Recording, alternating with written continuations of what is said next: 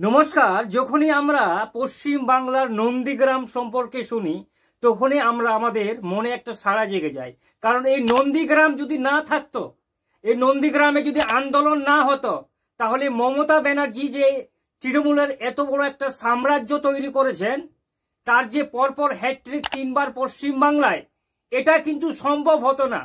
গোটা পশ্চিম বাংলায় যখন এই বিধানসভা ভোট আসে, নন্দীগ্রাম কেন্দ্রটি একটি আকর্ষণীয় কেন্দ্র হয়ে দাঁড়ায়।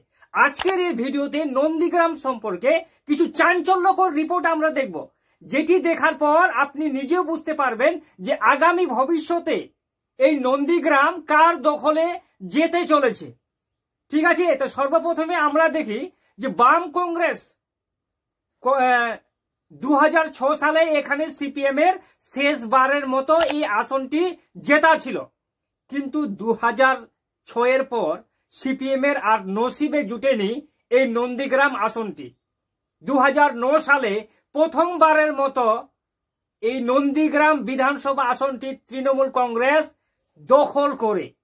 কখন? 2009 সালে কে? তৃণমূল কংগ্রেসের ফিরোজা বিবি 93,022টি ভোট পেয়েছিলেন। সিপিএম এর প্রমন্দদা ভারতী 53,000 ভোট পেয়েছেন, আর বিজেপি মাত্র 9,813টি ভোট পেয়েছিলেন।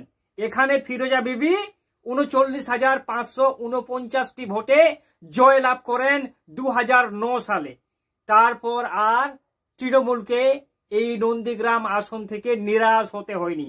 তারপর আবার বিধানসভা ভোট হয় 2009 থেকে 2011 সালে, যখন অনেক বড় ভোটের ব্যবধানে পশ্চিম বাংলার মুখ্যমন্ত্রীর গদিতে বসেন মমতা ব্যানার্জি। পালা বদল হয় 2011 সালে। সেই সময়কার যদি আপনি বিধানসভা রেজাল্টটা একবার দেখেন, এখানে আবার ফিরোজা বিবি 2011 সালে প্রতিদ্বন্দ্বিতা করেন নন্দীগ্রামে। তার জয়ের ব্যবধান ছিল 1,03,300 ভোট। তারপর সিপিএম এখানে পায় 59,660টি ভোট, আর বিজেপি মাত্র 5,000 ভোট পায় 2011 সালে। মানে বিজেপির তখন কোনো অস্তিত্ব ছিল না এই পশ্চিম বাংলায়। ঠিক আছে, তো 2011 সালে 43,000 বেশি ভোটে এখানে 61% ভোট নিয়ে তৃণমূল কংগ্রেস দখল করে নেয় নন্দীগ্রামটি। আবার ভোট গড়ায় কখন? 2016 সাল। এই 2016 সালে প্রথমবারের মতো এখানে ভোটে প্রতিদ্বন্দ্বিতা করেন বর্তমান রাজ্যের বিরোধী নেতা শুভেন্দু অধিকারী। শুভেন্দু অধিকারী এখানে আরো এক ধাপ এগিয়ে। কত?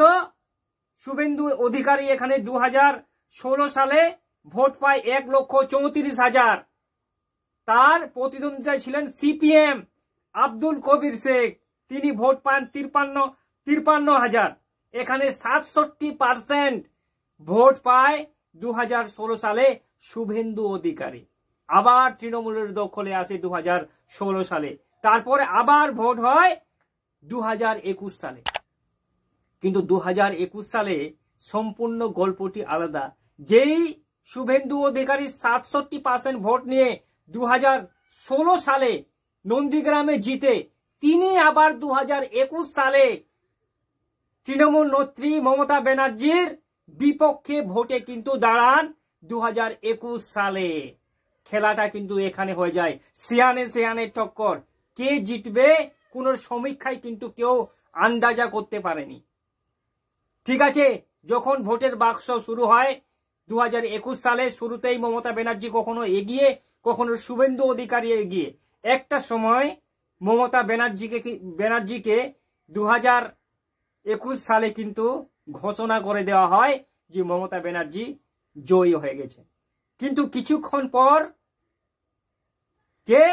আবার কিন্তু নির্বাচন কমিশন অফিসিয়ালি রেজাল্ট ডিক্লেয়ার করে যে এখানে শুভেন্দু অধিকারী জয়ী হন।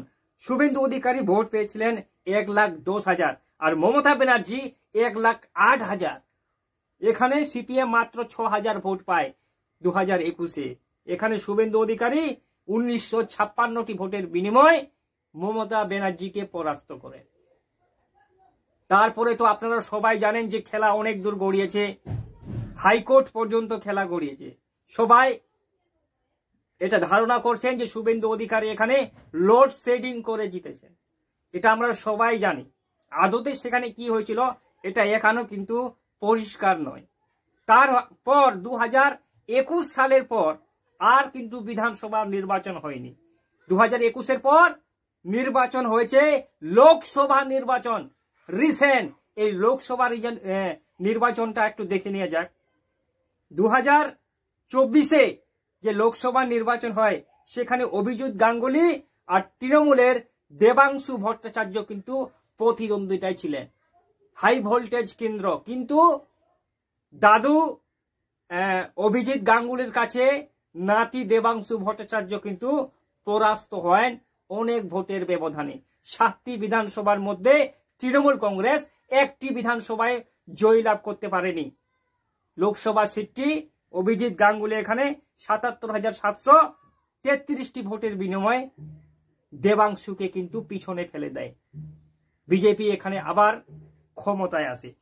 কিন্তু এই যে 2024 সালে লোকসভা ভোট হয়, সেই লোকসভা ভোটের নিরিখে আমরা যদি এখানে রিপোর্টটা দেখি তাহলে এটা কিন্তু তমলুক লোকসভার অন্তর্গত। তো এই নন্দীগ্রামে 2024 সালে যে লোকসভা ভোট হয়, তো নন্দীগ্রাম বিধানসভাটি কি তৃণমূলের দখলে ছিল না এটাও বিজেপি? দেখুন 2024 সালে আবার কিন্তু এই বিধানসভাটি বিজেপি দখল করে। কত ভোটে? বিজেপি এখানে 1,12,110টি ভোট পায় আর তৃণমূল 1,03,910টি, মানে 8,200 ভোটের লিড ছিল 2024 সালে যে লোকসভা ভোট হয় নন্দীগ্রাম বিধানসভাটি। তার মানে 3 বার মমতা ব্যানার্জি এখানে পরপর জেতার পর যতদিন পর্যন্ত শুভেন্দু অধিকারী নন্দীগ্রামে এন্ট্রি করেন তারপরে আর তৃণমূল এখানে কিন্তু জয়ের মুখ দেখতে পারেননি।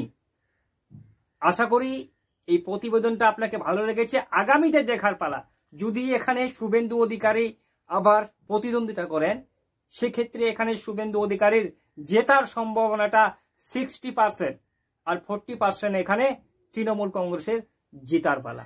আবার দেখা হবে একটা অন্য ভিডিওতে, ততক্ষণই সবাই ভালো থাকবেন। আর হ্যাঁ, পশ্চিমবঙ্গের বিভিন্ন খবরাখবর এবং রাজনীতি অনেক প্রতিটি লোকসভা প্রতিটি বিধানসভা নিয়ে আমরা একটি করে আলোচনা করব। আপনার যদি আমাদের ভিডিওগুলি ভালো লাগে অবশ্যই আমাদের চ্যানেলটিকে সাবস্ক্রাইব করে রাখুন পরবর্তী ভিডিওর নোটিফিকেশনগুলি পাওয়ার জন্য।